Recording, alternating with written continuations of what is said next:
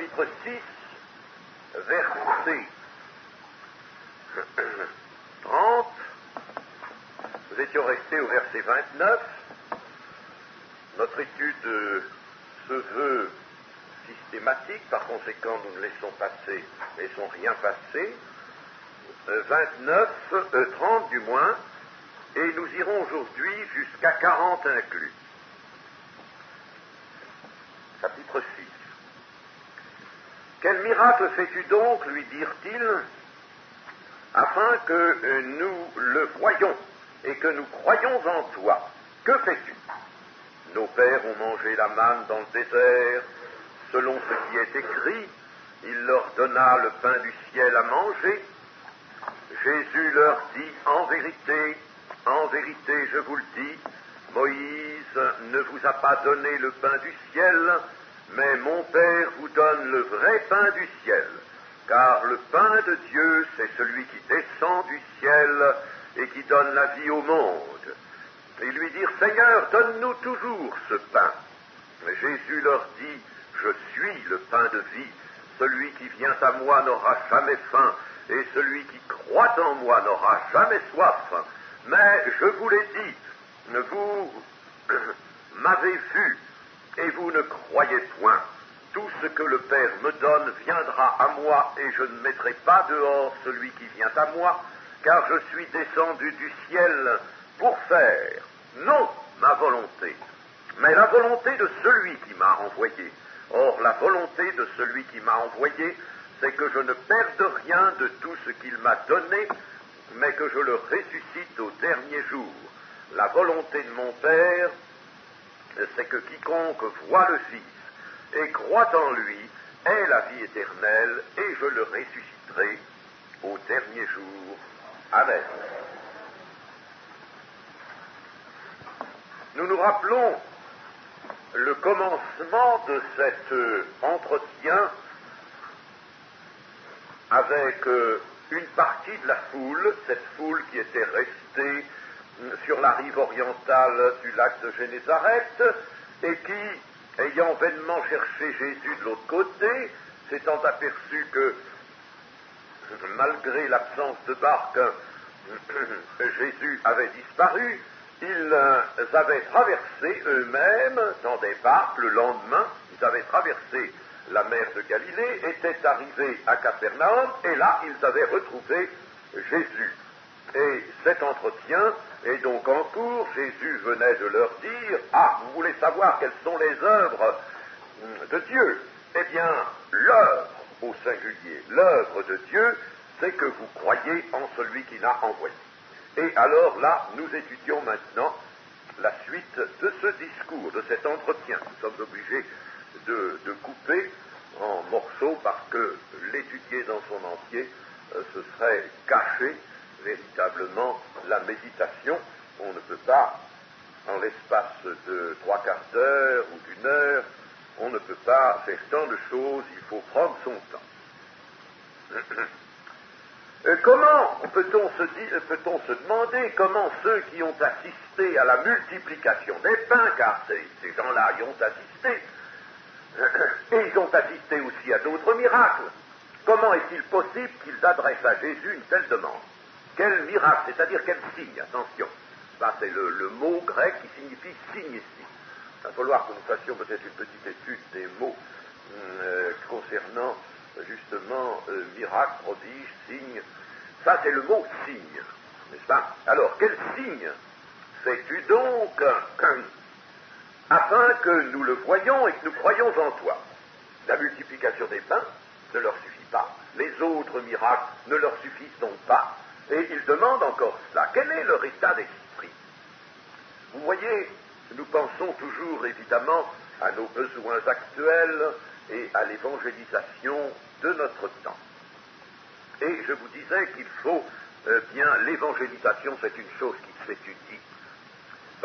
Si on l'a fait n'importe comment, si on l'a fait à notre petite jugeote, l'évangélisation, avec quelques petits éléments, n'est-ce pas, la foi en Jésus-Christ, le Fils de Dieu, bon, c'est très bien, nous allons prêcher des éléments justes.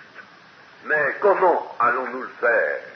N'est-ce pas? Avec quel esprit allons-nous le faire? Avec quelle discernement allons-nous le faire? Tout est là. Eh bien, il y a donc une psychologie spirituelle. Et tout dans ces textes concourt à nous éduquer quant à cette psychologie, nous instruire de cette psychologie. Il faut donc y faire attention. Alors, posons-nous la question, qu'est-ce que pense cette foule? Parce que Jésus, lui, il en fait de la psychologie spirituelle. Et si on ne comprend pas la psychologie que fait Jésus, n'est-ce pas qu'il suit, eh bien on ne comprend pas ces brusques changements dans le discours, n'est-ce pas? Il va changer, nous l'avons déjà vu, n'est-ce pas? Tout à coup, il y a des changements dans le discours. Pourquoi? Parce qu'il lit dans le fond.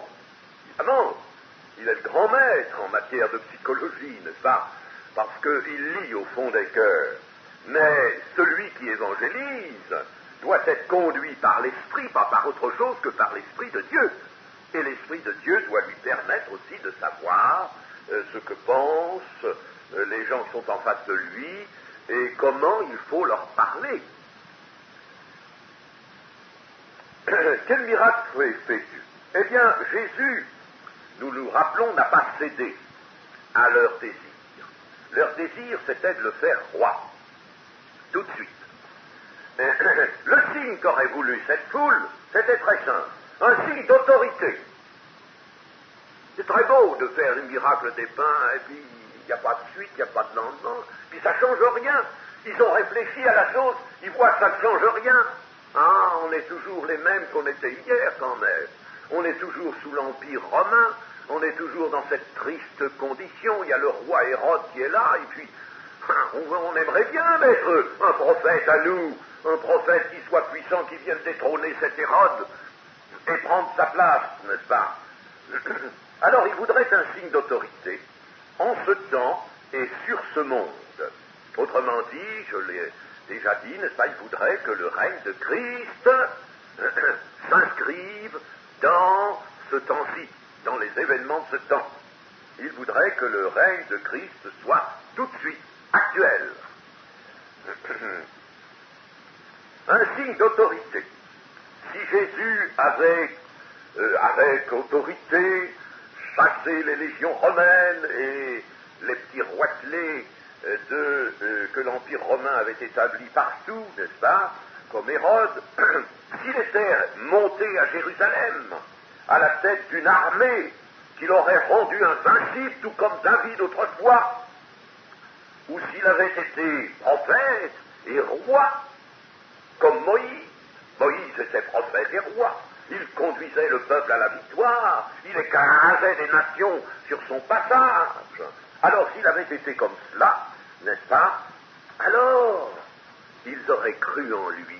Et quand il demande un signe, c'est à cela qu'il pense.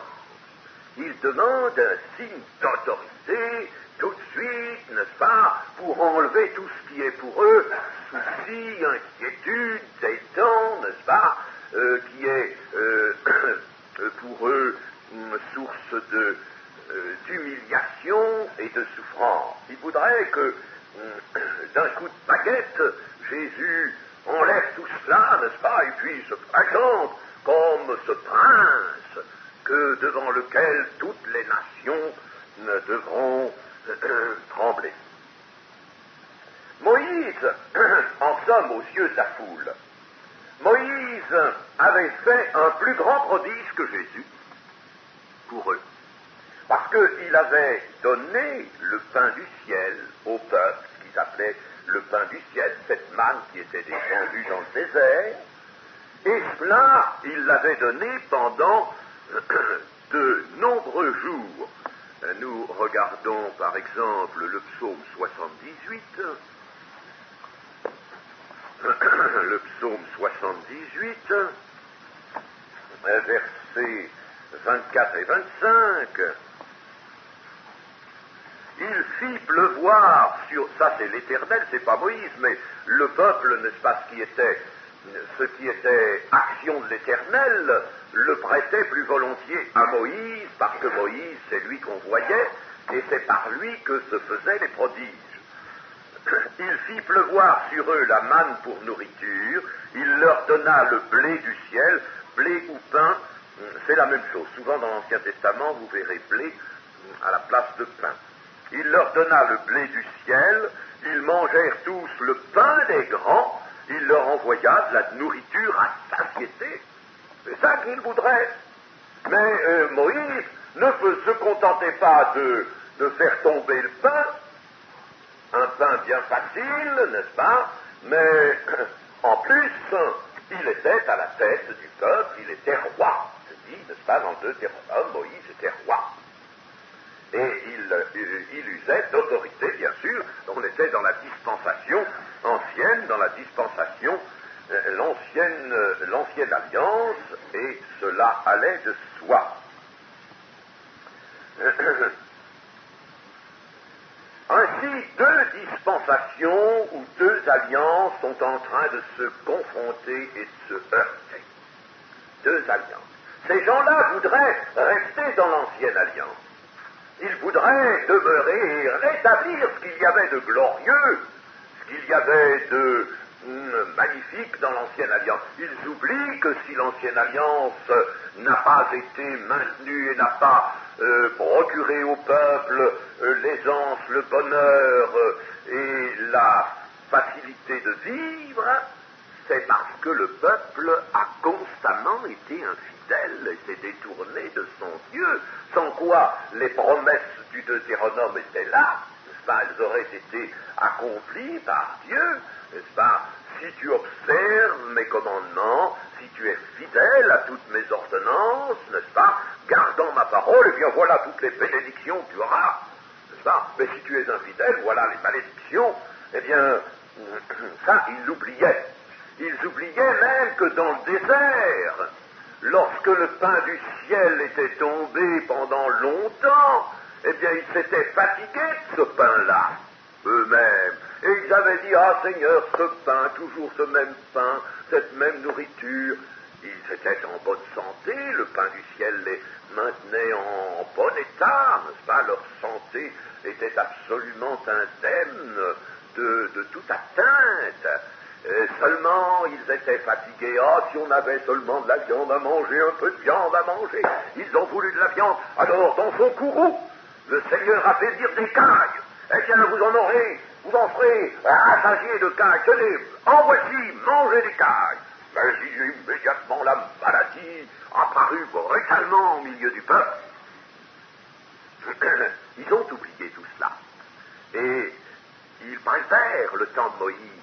Ils sont encore attachés à l'ancienne alliance, mais l'ancienne alliance, le Seigneur l'a dit par le prophète et l'Épître aux Hébreux, le rappel, n'a pas pu être maintenu par Dieu, ne pouvait pas, pour bien des raisons, mais en outre, ils n'ont pas été fidèles.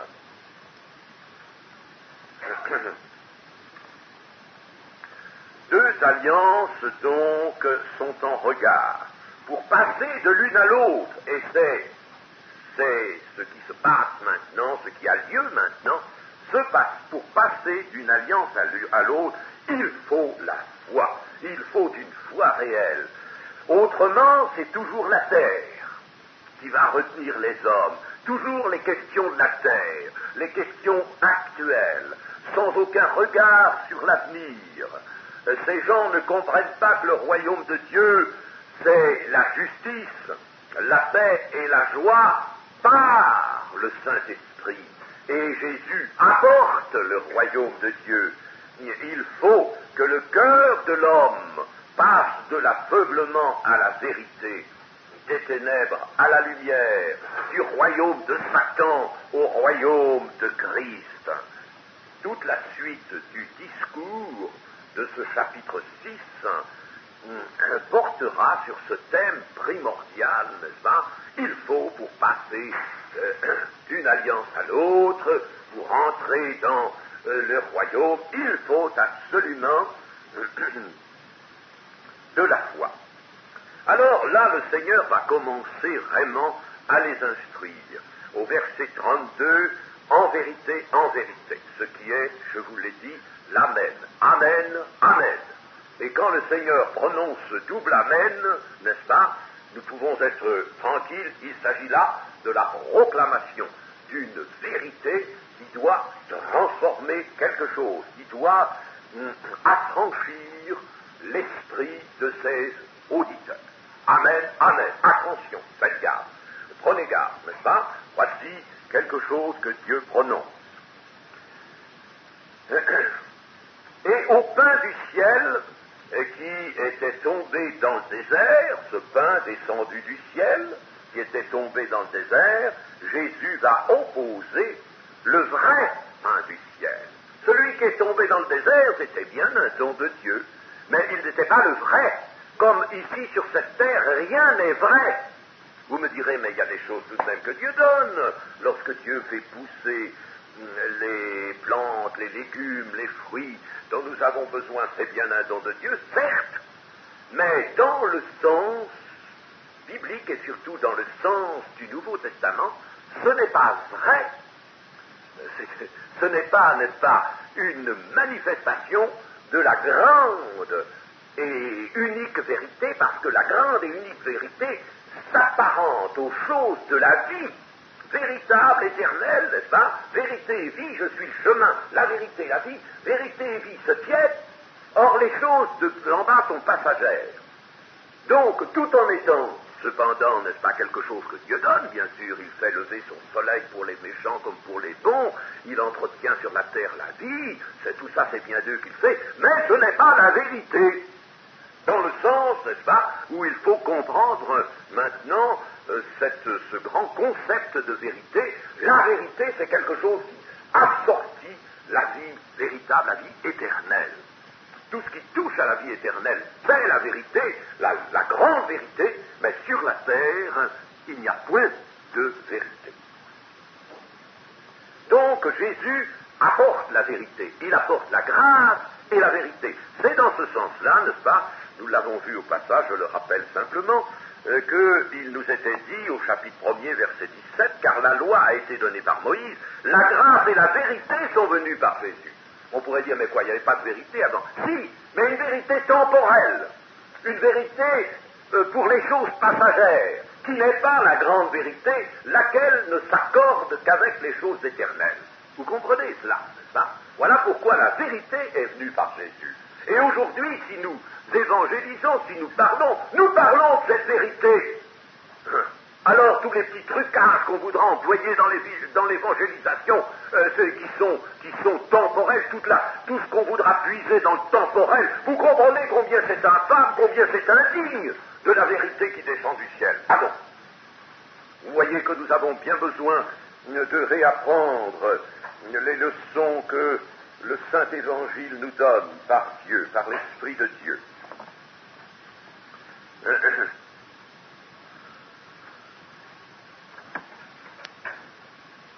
Le vrai pain du ciel, l'un était pour les corps, la manne descendue dans le désert, c'était pour les corps.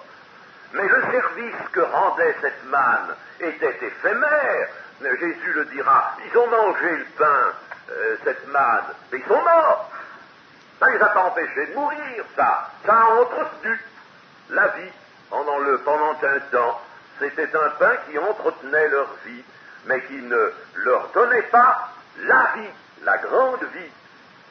L'un donc était pour les corps, et son service était éphémère. L'autre était pour les cœurs, le vrai pain de vie était pour les cœurs, pour l'esprit de l'homme.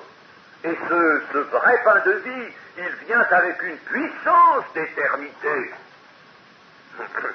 Le second, ce vrai pain de vie, n'entretient pas seulement la vie du corps, c'est pas son office, non, mais il donne la vraie vie au monde des hommes. Au monde, c'est-à-dire, non pas à Israël seul. Là encore, il y a une petite allusion de Jésus, n'est-ce pas? Vous parlez de Moïse et du désert, ça c'était l'alliance avec le peuple d'Israël. Mais moi, je ne viens pas seulement pour le peuple d'Israël maintenant, je viens d'abord à lui.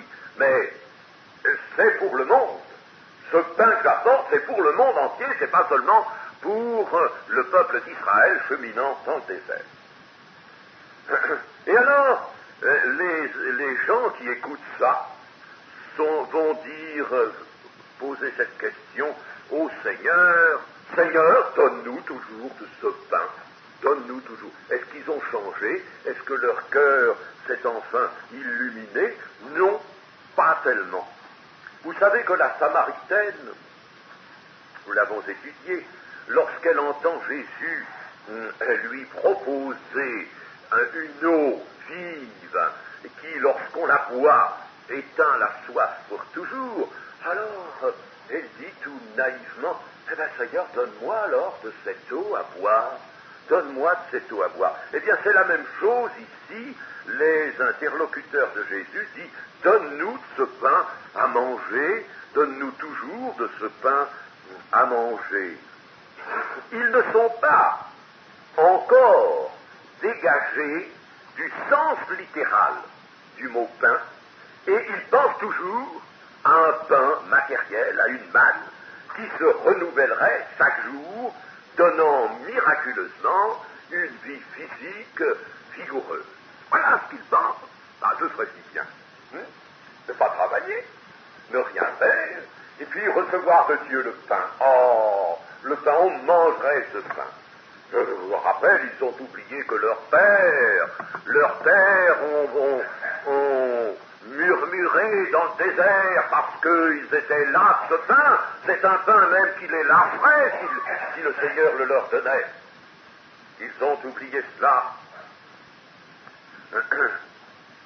Or, Jésus va répondre, je suis le pain de vie, celui qui vient à moi n'aura jamais faim, et celui qui croit en moi n'aura jamais soif. Je vous demande de faire bien attention à ce verset. Faites bien attention, relisez-le si vos Bibles sont ouvertes. Jésus leur dit, je suis le pain de vie, celui qui vient à moi n'aura jamais faim, et celui qui croit en moi n'aura jamais soif. Il y a beaucoup de choses à retirer de ce verset, bien sûr. En peu de mots, le Seigneur dit beaucoup, mais il y a notamment quelque chose que nous allons mettre en évidence. Voilà d'abord, disons-le, une réponse qui déconcerte les auditeurs. Et cela de la même manière qu'aujourd'hui, par exemple, lorsqu'un prédicateur s'est servi d'un passage des évangiles où l'on voit Jésus guérir, n'est-ce pas? Alors le prédicateur va bien sûr parler du fait même qui est dans le récit. Il va parler de la guérison d'un impotent, d'un aveugle, d'un sourd, etc. Il va parler de cette guérison, et puis évidemment il va peut-être aussi dire aux gens, eh bien le Seigneur guérit encore aujourd'hui, il peut vous guérir.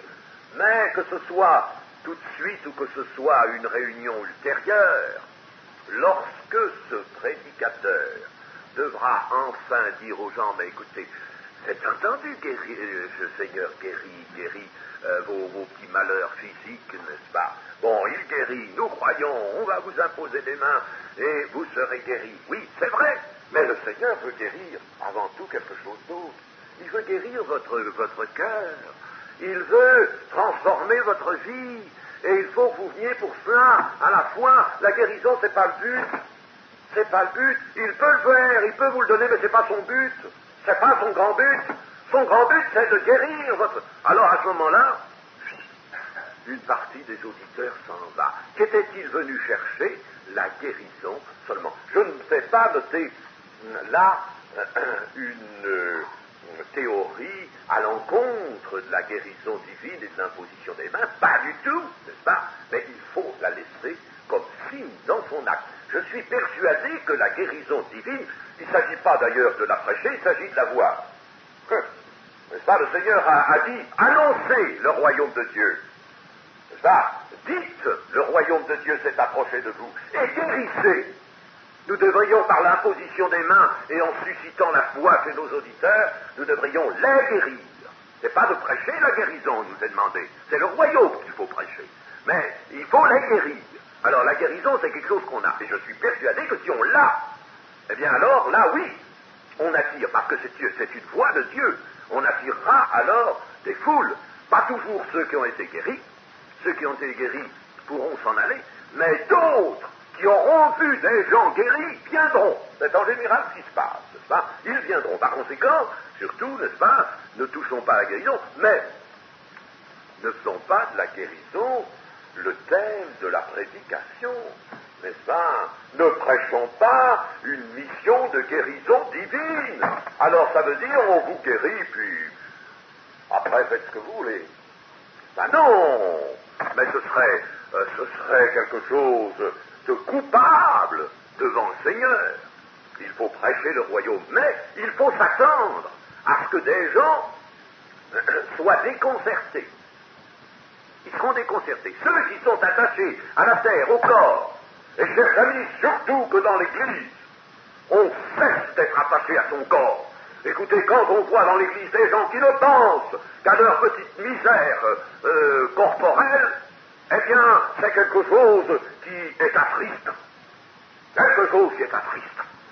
Je sais bien que c'est pas agréable d'être malade et que l'on cherche à s'en débarrasser. Bien, cherchez-le, mais de la bonne manière. Et aspirez au-dessus de tout au royaume céleste.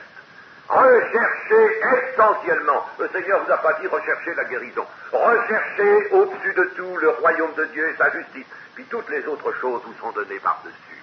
Ça aussi, ça s'applique, n'est-ce pas, au soulagement des misères. Mais chercher la guérison et venir penser, c'est avoir l'état d'esprit de ces gens-là, qui ne voyaient que les choses temporelles, les choses du moment, c'est se faire un Ésaü qui ne voit que le plat de lentilles pour satisfaire sa faim, la faim de son corps, son estomac qui crie, n'est-ce pas? C'est se faire Ésaü. Mais non, il nous faut rechercher les choses d'en haut et uniquement ces choses.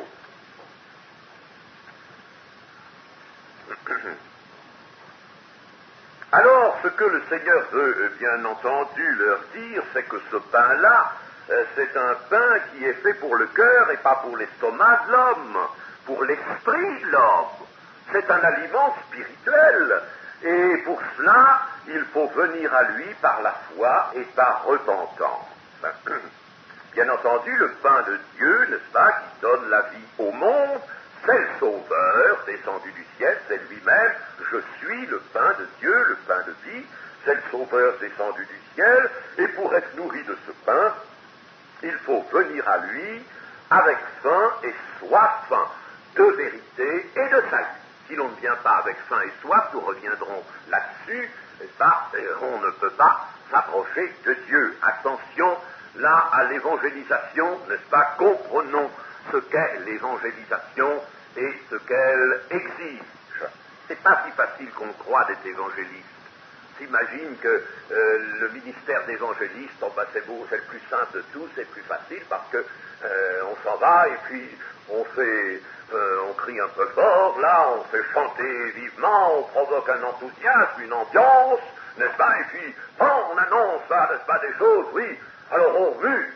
Et le récit nous dit, ce récit très condensé, nous dit que les disciples voulaient prendre Jésus dans la barque. Mais cela ne se fit pas. Ils voulaient donc le prendre dans la barque, mais il ne nous est pas dit que le Seigneur monta dans la barque. Ils voulaient le prendre dans la barque, et aussitôt, la barque aborda au lieu où ils allaient. Là, il y a un mystère dans le texte, parce que le mystère, d'ailleurs, se voit très bien dans le texte original, plus que dans la traduction. Ils étaient encore à, mettons, 15 stades, c'est-à-dire 2 ou 3 kilomètres peut-être, n'est-ce pas? 2 ou 3 kilomètres de la rive vers laquelle ils se dirigeaient. Ils avaient fait, mettons, 5 kilomètres, 5 passés peut-être, si c'était 30 stades, ça faisait un peu plus peut-être de 5 kilomètres, et ils avaient encore, mettons, 3 kilomètres à faire. Il se peut qu'ils aient traversé un endroit où la largeur était de 8 kilomètres seulement, d'après les renseignements que l'on a, n'est-ce pas, la plus grande largeur serait de 10 à 11 kilomètres dans le lac de Génézareth. Mais ils étaient donc encore éloignés de la rive. Or, il nous est dit, et aussitôt, la barque aborda au lieu où ils allaient. Alors, il faut réfléchir là-dessus, sur cette chose. Et l'on peut se dire ceci, il est certain qu'il se passa quelque chose qui ne nous est pas décrit, mais pensons bien à ceci, c'est qu'il était impossible que le miracle de la marche de Jésus sur les eaux eût pour fin un instant de navigation à rame. Après avoir marché sur les eaux, voyez le Seigneur monter dans la barque, et puis les disciples continuaient de ramer alors que la barque est secouée, agitée, n'est-ce pas? Quelle transition avec la majesté du miracle, et puis cette pauvre navigation humaine, difficultueuse et pénible, nécessitant un fort travail des muscles. Voyez quel contraste, d'ailleurs c'est le contraste, chers amis, entre ce qui est la puissance de Dieu et ce qui est la pauvreté de la condition humaine aujourd'hui. Voilà le contraste. Voilà Jésus marchant sur les eaux, peu importait la tempête, il était là, facilement porté, et je vous dirai tout à l'heure comment le miracle peut être vu. Et puis alors, la condition de ces hommes. Et vous auriez voulu que de sa condition, le Seigneur Jésus entre tout de suite dans la barque. Cela n'était pas possible dans l'instant. Et c'est pourquoi la puissance de Dieu agissant, un second miracle se fait, la barque. On ne sait pas comment, on n'a pas mesuré le temps, on ne sait pas ce qui s'est passé. Il y a eu comme une coupure dans le temps. La barque aborde. Nous sommes arrivés. Ça y est, nous sommes arrivés. Vraiment, c'était le jour et la nuit du miracle, du grand miracle. Véritablement, aux côtés de Jésus, on se trouvait transporté dans un tout autre monde. Vous parlez maintenant un peu de ce miracle de la marche sur les eaux. Rappelons-nous que nous avons terminé notre précédente leçon sur le verset 15 du chapitre 6, et Jésus, sachant qu'ils allaient venir l'enlever pour le faire roi, se retira de nouveau sur la montagne lui seul. Jésus ne voulait pas qu'on le fît roi, bien sûr, je vous ai expliqué pourquoi. Mon royaume n'est pas de ce monde, n'est pas de ce temps, et si Jésus avait accepté une pareille chose, c'était, n'est-ce pas, la victoire de Satan. Les hommes n'étaient pas changés, restaient ce qu'ils étaient. Il ne pouvait s'agir de cela, bien entendu, mais les Juifs étaient incapables de comprendre cela.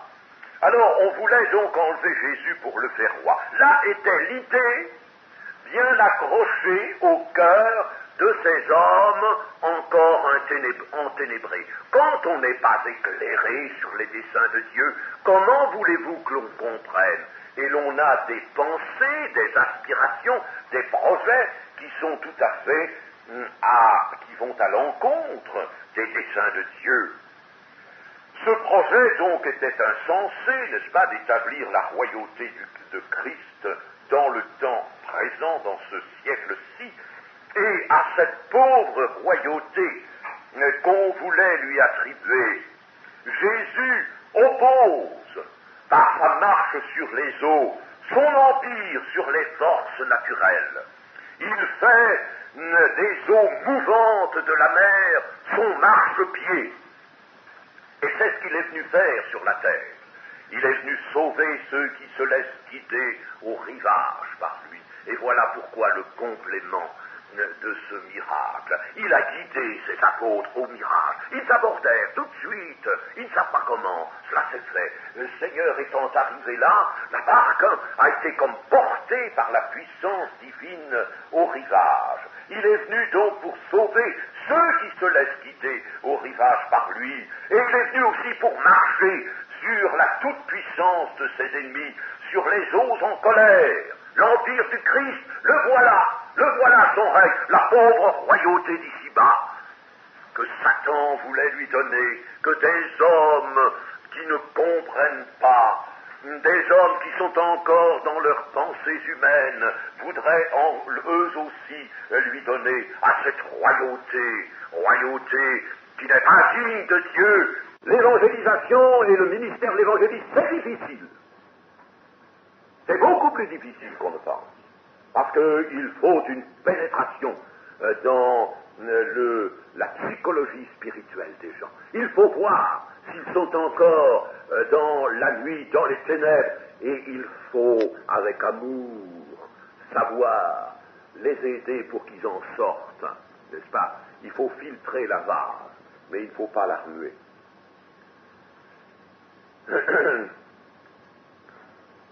Eh bien, la vie donc véritable, celle qui était au commencement avec le Père, comme nous dira ce même évangéliste Jean dans sa première épître, cette vie a pris place et est faite dans un corps d'homme. Ça, nous aurons à l'étudier, nous efforcerons d'étudier cela particulièrement. Je voudrais encore consacrer une étude spéciale à la vie, et nous avons laissé des choses en panne. Nous avons bien parlé pendant une journée, surtout, de la vie et de son environnement spirituel, n'est-ce pas? Mais il nous faut encore bien dire des choses. Nous aurons l'occasion d'y revenir. Il faut que nous étudions la vie, cette vie, dont on parle partout dans les évangiles. Il faut que nous arrivions à l'étudier spécialement. Eh bien, cette vie a pris place, la vie de Dieu a pris place et est faite. C'est ce que Jean veut dire, elle a été manifestée. Elle a pris place et elle a été faite, on la voit, on les touche, on la voit. Jean dit, c'est sensible. Je l'ai vu, moi, j'ai touché la vie. Il dit pas Jésus, il dit, j'ai touché la vie de Dieu, qui est venue dans un corps d'homme. Elle a été manifestée. Elle a pris forme d'homme. Et c'est bien ce que dit aussi Paul elle a pris une forme de serviteur, une forme d'homme. Ça. Et c'est de cet homme qu'elle peut être obtenue.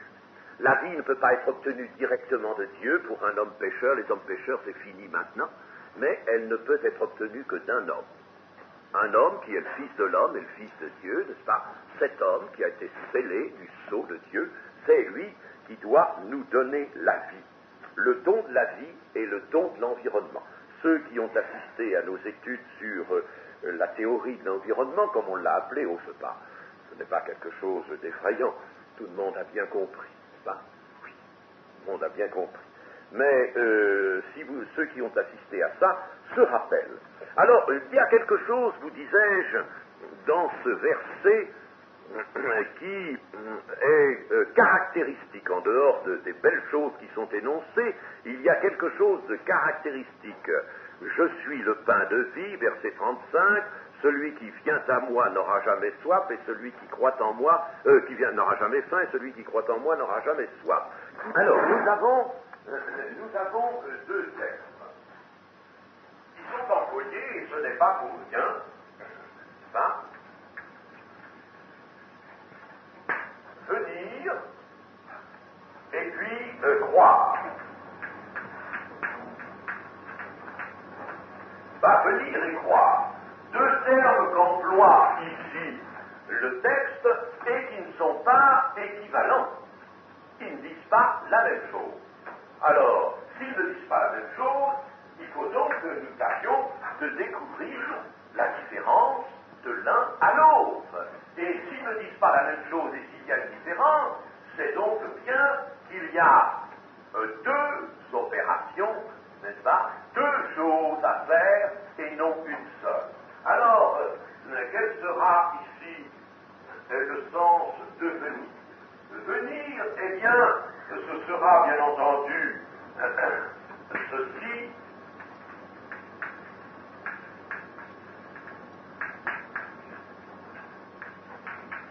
Je mets Jésus, n'est-ce pas? Je garde le nom de Jésus. S'approprier Jésus, s'approprier le Christ, si vous voulez, s'approprier le pain de vie, n'est-ce pas? Se l'approprier lui-même, et par lui, n'est-ce pas, du moment où on se l'est approprié,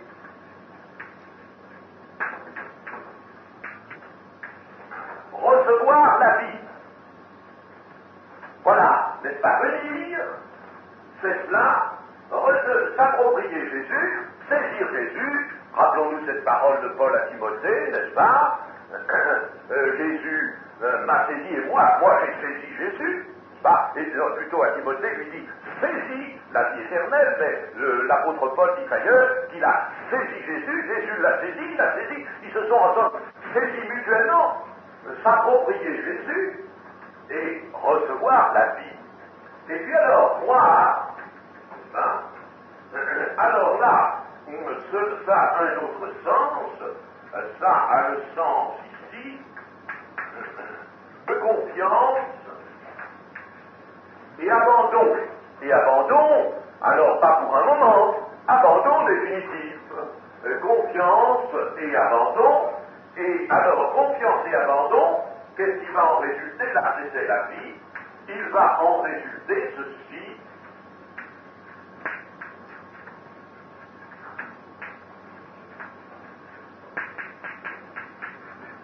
L'aliment spirituel, qui est un aliment et un breuvage à la fois, n'est-ce pas? Alors, par conséquent, faim et soif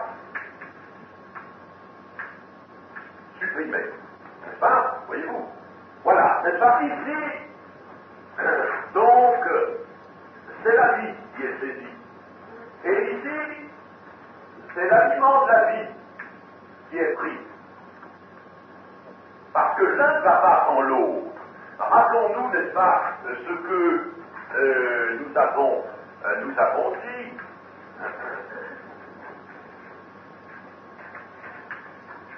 Voici l'homme naturel. Bon, cet homme naturel, c'est l'homme inconverti, c'est l'homme animal, c'est l'homme qui est dans l'ignorance. Bien. Alors, Jésus vient. Cet homme, il va être promu. Nous avons représenté ça par les niveaux de création, n'est-ce pas? Je montrais que l'homme naturel était un niveau de création qui correspond d'ailleurs nous l'avons distingué des niveaux de la vie animale, de la vie végétale, mais enfin c'est un niveau qui est sur Terre, c'est un niveau d'ailleurs qui n'était pas prévu pour l'homme. C'est à cause de la chute que l'homme naturel est à ce niveau, et nous avons vu le franchissement d'un seuil pour arriver à un autre niveau de création qui est celui de l'homme spirituel. Alors ici, n'est-ce pas, nous allons arriver à l'homme né de nouveau que j'appelle l'homme spirituel. Bah, j'entends bien, homme né de nouveau qui a franchi le seuil, n'est-ce pas, et qui est passé à une vie véritable, à la vie véritable, qui a reçu la vie véritable, n'est-ce pas? Alors, ce que nous avons eu l'occasion d'enseigner, c'est que, de même qu'il faut à cet homme-là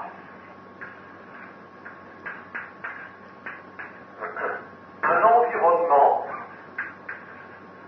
quel est de nature terrestre, un environnement, c'est-à-dire il lui faut le soleil, il lui faut la lumière, il lui faut l'air, il lui faut la chaleur, il lui faut la nourriture qu'il puise à la terre pour son corps, etc. C'est ce que nous avons appelé l'environnement. C'est tout ce qui est complément de la vie. La vie sans environnement n'existe pas. Ça n'existe nulle part, nous l'avons démontré. Une vie sans son environnement, sans quelque chose de complémentaire, ça n'existe pas. Pas plus qu'il n'existe de feu sans qu'il y ait un carburant et un comburant. Ça, les deux choses, ça c'est une loi de la nature. Il faut le savoir quand même. Pas la haute science, mais c'est la science tout de même qu'il faut savoir. Alors, de même cela, n'est-ce pas? Eh bien là, cet homme a besoin,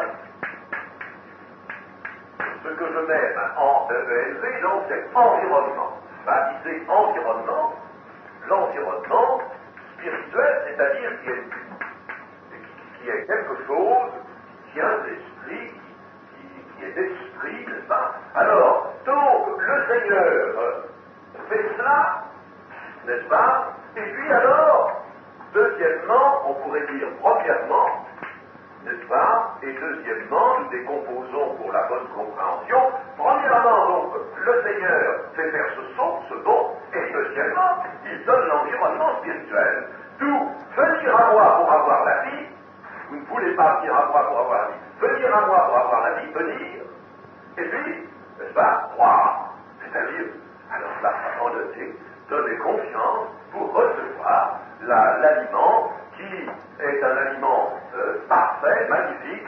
Il n'y a plus de soif, il n'y a plus de faim lorsque cet environnement est donné à la vie spirituelle. Voilà donc ce que nous retrouvons toujours, voyez-vous, tout au long de la parole de Dieu, nous retrouvons toujours cette même chose, n'est-ce pas?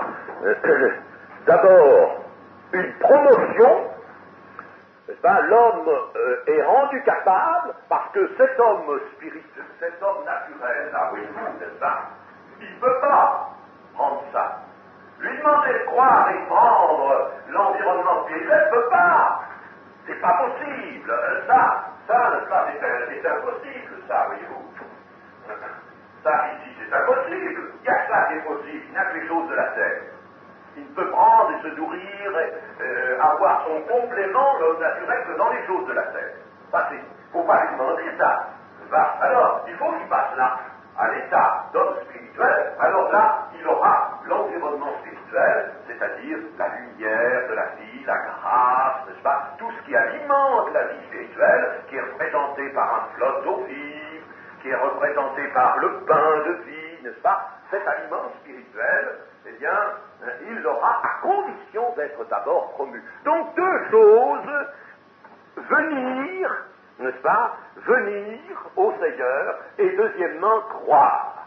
Et dans les termes de la langue primitive, de la langue originale de l'Évangile, ces deux choses sont distinguées. Là, il y a deux mots français, évidemment, seulement la plupart du temps, on ne fait pas cette distinction qui est extrêmement importante. Il faut venir, et c'est pourquoi, mes amis, c'est pourquoi l'apôtre Paul nous dit, mais il faut que Christ soit prêché, nous allons le voir un peu plus loin, parce qu'il faut qu'on vienne à lui. On ne peut pas, n'est-ce pas, nous voudrions faire ce qui est marqué par le trait rouge, n'est-ce pas, donner à un homme que nous laissons dans l'état d'homme naturel, lui donner l'aliment spirituel. Quelle sottise! Il ne peut pas, c'est écrit dans l'Écriture, les choses pour l'homme naturel, l'homme animal, ne peut pas, n'a pas connaissance des choses spirituelles, il ne peut pas. C'est l'apôtre Paul nous le dit pourtant formellement bien, mais nous ne tenons pas compte généralement de la parole, c'est malheureux. Nous évangélisons sans tenir compte des évangiles. L'homme animal ne reçoit pas les choses de l'Esprit de Dieu car elles sont une folie pour lui, il ne peut pas les connaître parce que c'est spirituellement qu'on en juge. Ça, il ne peut pas. L'aliment spirituel, c'est pas possible. Alors l'homme spirituel, au contraire, juge de tout et il n'est lui-même jugé par personne. Hein. Donc il faut passer à l'état d'homme spirituel pour pouvoir manger l'aliment spirituel et boire le breuvage qu'est Christ.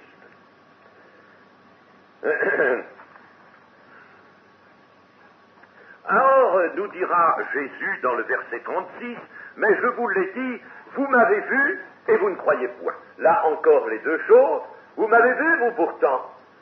Vous m'avez vu, mais vous m'avez vu avec des yeux de chair. Vous m'avez regardé à travers une pensée charnelle, une pensée toute faite de préoccupations terrestres, temporelles, matérielles. Vous m'avez vu à travers ça, n'est-ce pas? Et puis, vous ne croyez point, alors vous n'avez ni la vie, ni naturellement l'environnement de la vie, ni l'aliment. Ils ne voient pas, ils ne croient pas, donc ils n'ont reçu ni vie, ni nourriture, c'est très net. Ils voudraient bien des prodiges de Dieu, ils croient que Dieu existe, mais ils sont des gens sans faim et sans soif. Et ils ne peuvent pas avoir faim et soif dans l'état de leur pensée, dans l'état où ils sont. Ils sont satisfaits d'eux-mêmes, seule la situation politique et les questions temporelles les préoccupent, ils ne ressentent aucun besoin spirituel. Voilà ce que constate le Seigneur Jésus. Regardons dans l'évangile de Matthieu au chapitre 5 et au verset 6. Heureux ceux qui ont faim et soif de la justice, car ils seront rassasiés. Mais qui va-t-on rassasier? Ceux qui n'ont pas faim, ah non, ça ferait mentir le verset, la béatitude, n'est-ce pas? Ils sont heureux, ceux qui ont faim et soif, n'est-ce pas? Autrement dit, ceux qui, pendant qu'un temps sont là, j'ai faim, n'est-ce pas? Ceux qui souffrent de la famine, ceux qui souffrent de la disette de pain et d'eau, comme dira Amos, ceux-là, ils sont heureux, parce qu'ils vont recevoir, ils vont être rassasiés. Ça? Mais ceux qui n'ont pas faim et qui n'ont pas soif, eh bien, ils sont rassasiés de rien du tout. Et alors, ils restent dans une situation dont ils souffrent. Eh bien, chers amis, n'est-ce pas, j'en reviens encore à l'évangélisation. Si nous voulons employer toutes sortes de petits moyens, n'est-ce pas, les petits moyens artificiels, que j'appellerais artificiels, qu'on s'ingénie à les trouver partout, parce que notre monde est riche de techniques, il a toutes sortes de bricoles, d'instruments, pas toutes sortes toute une chose, pas, puis alors, bien sûr, n'est-ce pas, là, on peut les employer aussi avec le mode d'emploi du monde. Enfin, non seulement le monde a la machine, il a les techniques, mais il a le mode d'emploi aussi. Alors on prend les machines du monde et puis le mode d'emploi du monde, puis on se dit, avec ça on va évangéliser, alors on va essayer d'attirer des gens, n'est-ce pas, puis on va leur dire, Jésus guérit, n'est-ce pas, Jésus sauve, etc., n'est-ce pas, bon, oui. Et puis, vous croyez que vous aurez fait quelque chose, vous croyez que vous aurez fait quelque chose aussi avec la littérature, une littérature que vous allez distribuer, qui va proposer un salut à des gens qui ne le recherchent pas, qui n'en ont pas le besoin. Mais c'est pas ça. La première des choses, numéro 1, c'est de devenir homme spirituel, c'est de naître de nouveau. Alors pour ça, il faut les faire naître de nouveau. Qu'est-ce qu'il faut pour les... Qu'ils voient Jésus, qu'ils viennent à Jésus, n'est-ce pas? Qu'ils viennent. Alors il faut leur présenter Jésus. Nous allons voir tout à l'heure, n'est-ce pas, que ce que le Seigneur veut, et c'est ça le premier acte essentiel de l'évangélisation, c'est de montrer Jésus tel qu'il est, le montrer. Hein? Et ça, on ne peut pas le faire autrement que par une prédication inspirée du Saint-Esprit. Voilà la recette. Il n'y en a pas d'autre. La méthode d'évangélisation, c'est celle-là. Essayez de remplacer par des ersatz, vous n'obtiendrez que des ersatz de chrétiens.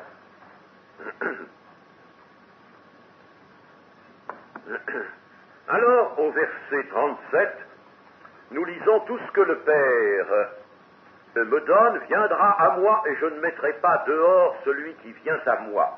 Ah, que voilà une belle affirmation. Car je suis descendu du ciel pour faire non ma volonté, mais la volonté de celui qui m'a envoyé.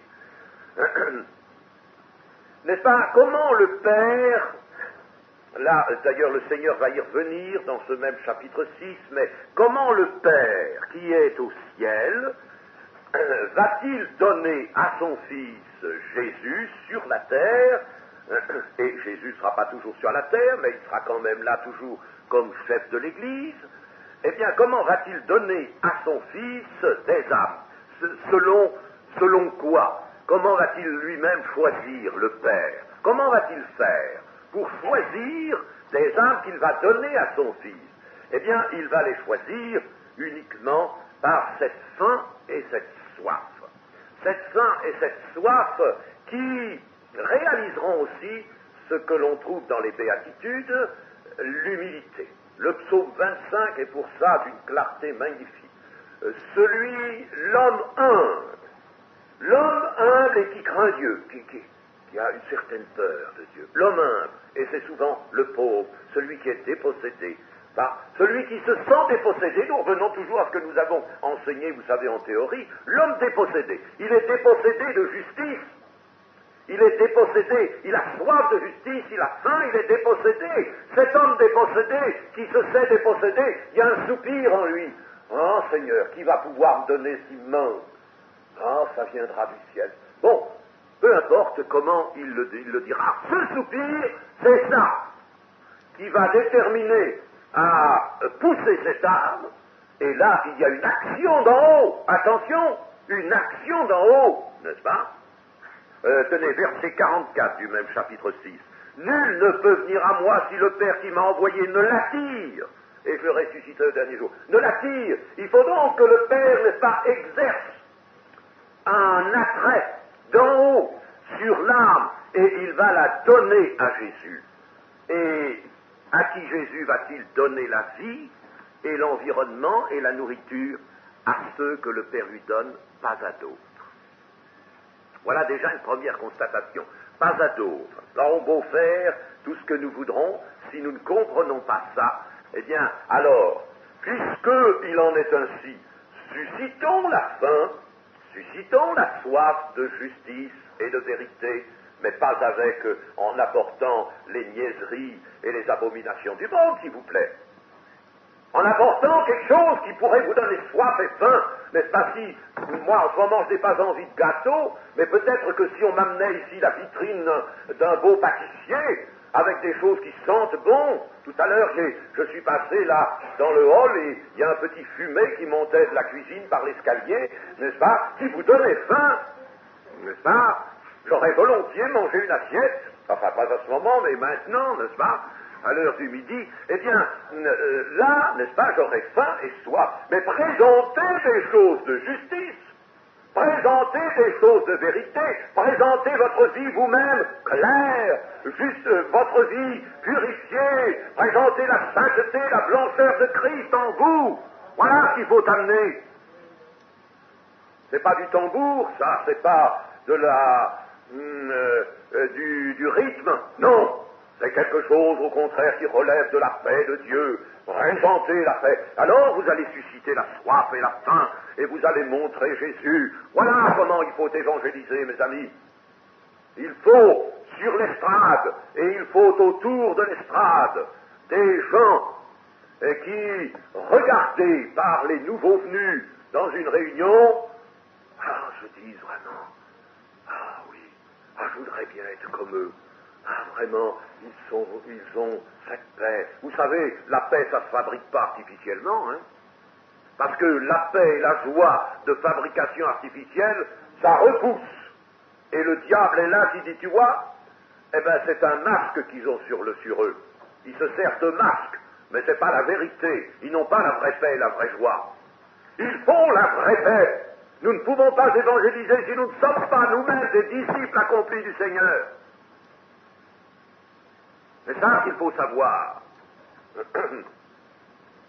La faim et la soif de justice détermineront donc Dieu le Père à donner une âme à son Fils. Et quand une âme est donnée par le Père au Fils, qu'est-ce que fait celui-ci? Eh bien, il nous le dit ici. Est-ce qu'il la met dehors? Non, je ne mettrai pas dehors celui qui vient à moi. Mais il vient à moi parce que le Père l'a envoyé à lui, l'a attiré à Christ. Voyez? Donc Christ, on pourrait dire personnellement, ne cherche pas à attirer. Il prend ceux qui sont attirés. Donc vous voyez qu'il y a un grand mécanisme subtil, spirituel dans l'évangélisation, mes amis. Et quand on vient fausser tout ça avec n'importe quoi, n'est-ce pas, la publicité qu'on a, une pauvre publicité qu'on a empruntée au monde, une pauvre musique qui traîne dans les balles et qu'on va venir là, n'est-ce pas, amener sur l'estrade ou dans les réunions. C'est avec ça on voudrait attirer à Christ avec ça. Oh, c'est l'esprit qui attire. Mais l'esprit attire parce qu'il a plongé dans le fond des cœurs et des âmes. Mes amis, voilà l'évangélisation, voilà ses bases. Et Jésus ne mettra pas dehors, il ne rejette pas, mais il prend. Et Jésus se donne pour règle supérieure et absolue l'obéissance. Nous l'avons déjà souligné suffisamment, n'est-ce pas? Je le rappelle seulement, il s'est donné pour règle l'obéissance et l'accomplissement des œuvres du Père. Je ne fais rien de moi-même et je ne veux pas. Ma volonté, à quoi me sert-elle ma volonté? Uniquement à faire celle du Père. Voilà Jésus. Ça.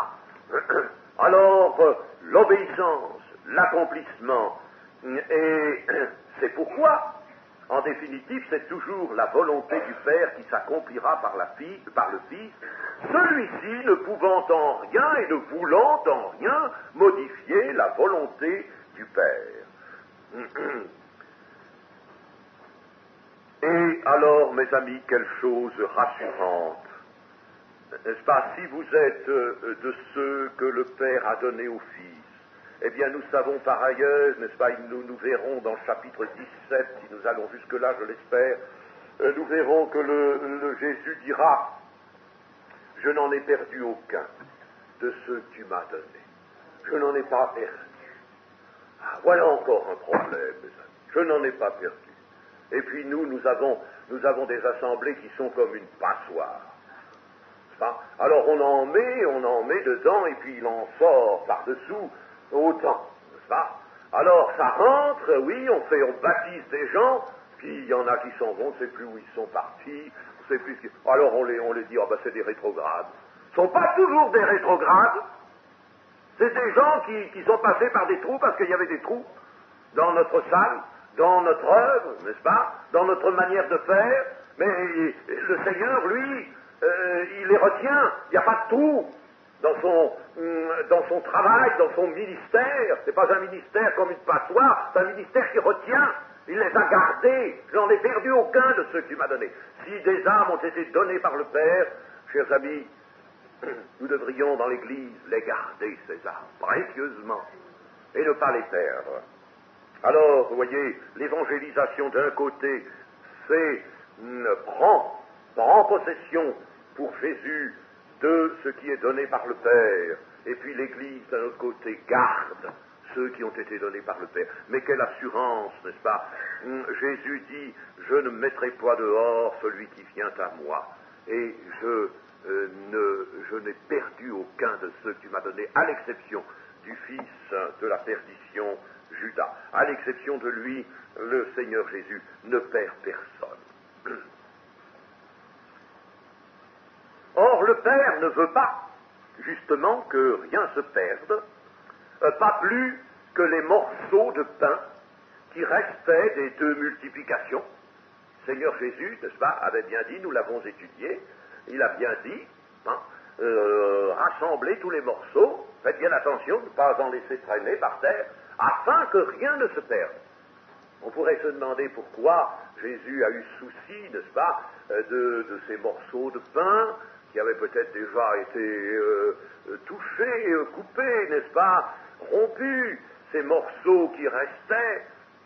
Il a voulu qu'ils soient recueillis dans des corbeilles afin que rien ne se perde, parce que la multiplication, mes amis, c'était l'image du travail de Dieu. Christ est un grain de blé qui va être multiplié. La multiplication, c'est donc le thème de l'œuvre de Dieu. Et le Seigneur ne veut pas qu'il se perde, même des morceaux cassés. Il ne veut pas qu'ils s'en perdent. Alors même, il y a des corbeilles, des paniers pour rassembler ça. Le Seigneur a des corbeilles, des paniers pour rassembler ce qui n'a pas été consommé. Autrement dit, quelque chose qui risquerait de se perdre, eh bien, il a des corbeilles spéciales. Étudiez l'Ancien Testament, vous verrez que le Seigneur, en effet, entend prendre des dispositions pour les faibles, pour ceux qui risquent de trébucher, de ne pas suivre. Vous verrez dans l'Évangile que Jésus nous enseigne que s'il y a une drachme perdue, il faut balayer toute la maison jusqu'en le recoin pour retrouver cette drachme. Et s'il y a une brebis qui manque, eh bien les 99 qui sont là, on les laisse sur la montagne pour aller chercher celle qui manque. Il y a des paniers spéciaux pour les morceaux, afin que rien ne se perde. C'est beau nos théories, mais, chers amis, c'est ça l'Évangile, c'est ça la pensée de Dieu. Là, voilà la pensée de Dieu. Moi, j'ai pas besoin de raisonner ces choses. Je sais que la pensée de Dieu, c'est cela. Et c'est à nous de recevoir cette pensée et de la faire nôtre. Il faut donc que le Fils garde et sauve sans abandonner quoi que ce soit. Il importe donc que Christ délivre, qu'il affranchisse du péché, qu'il soutienne ceux qui lui sont confiés, donnés par le Père, et il lui faut conduire les âmes jusqu'à la résurrection. Là, ce sera le grand terme, le grand rendez-vous, jusqu'à la résurrection. La volonté de mon Père, c'est que quiconque voit le Fils et croit, n'est-ce pas, vous avez encore deux choses, vous voyez, voit le Fils, donc celui qui s'est approché du Fils, qui a contemplé le Fils, qui a reçu de lui la vie, et celui qui croit, c'est-à-dire qui reste dans l'environnement. Attention, croire, vous voyez, ça ne veut pas dire s'échapper de Christ. Ah non, ça veut dire rester dans l'environnement de Christ. Là, voyez-vous. Alors, celui quiconque voit le Fils et croit en lui est la vie éternelle, et celui-là, la volonté de Dieu est laquelle je le ressusciterai au dernier jour. Il faut que je le conduise jusqu'à la résurrection. Il faut que je l'amène là. Je ne dois pas le laisser en chemin, c'est ça la volonté du Père. La volonté du Père est celle-là. Voir ou contempler le Fils, et alors je termine sur un petit aperçu encore pour l'évangélisation, n'est-ce pas? Nous avons à susciter dans le monde la faim et la soif de justice. D'abord par une vue, il faut être la lumière. Il faut que les gens voient une lumière. S'il n'y a pas de lumière, il n'y a pas d'évangélisation possible. Il faut d'abord allumer la lampe, et qu'elle soit bien en évidence, la lampe, et que cette lampe, elle rayonne la lumière de Christ. Il faut donc voir, il faut susciter dans ce monde perdu la faim et la soif. Mais vous croyez qu'il n'y a pas des gens qui, sans le savoir, seraient de ceux qui saisiraient la justice s'ils la voyaient quelque part? Mais il faut la voir. Alors, il faut donc, n'est-ce pas, susciter la faim et puis montrer le Fils, permettre de le contempler. Et le contempler, comment faire? Il faut le prêcher. S'il n'y a personne pour prêcher Christ, comment croiront-ils, dit l'apôtre Paul, n'est-ce pas? S'il n'y a personne qui prêche Christ, qui présente Christ, il faut donc présenter Christ. Mais il ne faut pas le présenter en mots seulement, il faut le présenter dans sa personne. Celui qui vous écoute m'écoute, celui qui vous reçoit me reçoit, n'est-ce pas? Et il faut que ce soit une œuvre personnelle. Il faut le montrer en soi, sur soi. Il faut être le suppléant de Christ, l'ambassadeur de Christ. Et s'il s'agit d'un grand roi vêtu d'un manteau majestueux, couronné, ce roi du ciel, est-ce que je vais le présenter, moi, affublé de toutes sortes d'oripeaux?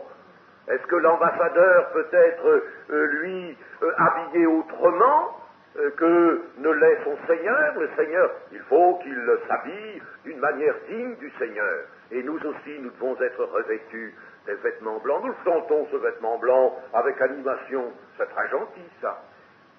Mais si nous le chantons et si nous croyons, soyons revêtus des vêtements blancs. Et alors ces vêtements blancs, je vous assure que le monde n'en a pas.